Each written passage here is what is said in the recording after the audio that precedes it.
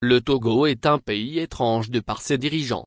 3 mai 2020-3 mai 2025, il y a 5 ans jour pour jour, Faure Gnassingbé prestait serment pour son 4e mandat à cette même date. À l'époque, Aboudou Assouma, paix à son âme, président de la Cour constitutionnelle, avait délivré un discours décapant qui consacre l'inféodation de cette institution au pouvoir. L'est econotamus, ce que nous disons fait loi. Le suffrage universel a donc décidé, il n'y a plus personne pour s'y opposer, avait-il avancé en première avant d'enfoncer si d'aventure, par mégarde ou étourderie, quelqu'un tente de s'y opposer, la force doit rester à la loi, dans sa rigueur, quel que soit l'âge de son auteur. La loi est égale pour tous. On ne peut pas se réfugier derrière son âge et défier l'autorité. Même sur une civière, l'auteur doit répondre de ses actes devant la justice. Notre Cour constitutionnelle n'est pas une église. Ce n'est pas l'église de Kpodzro. Leur république, c'est la république gondouanaise, une république imaginaire. Juste après,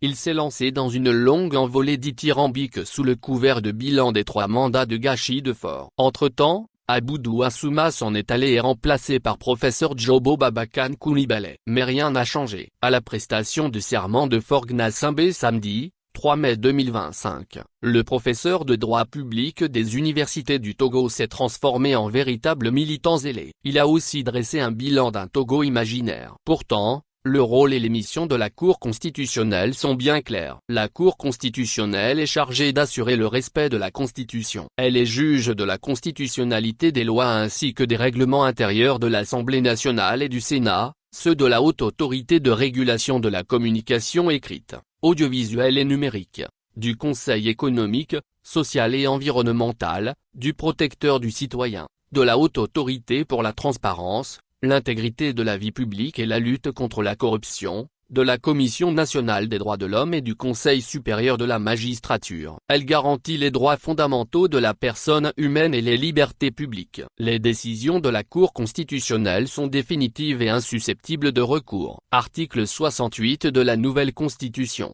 Dernière instance de recours en matière électorale dont les décisions sont inattaquables, la Cour constitutionnelle se doit d'être impartiale et rigoureuse pour inspirer confiance. Pour se prendre au sérieux, elle doit faire preuve d'équité. Au Togo, on s'autorise la comédie puérile qui infantilise le pays. Dire qu'au cours de cette cérémonie, Faure Gnassingbé n'a pas pu recevoir le collier de grand maître des ordres nationaux. Le Togo demeure une curiosité infamante. Source, Le Correcteur.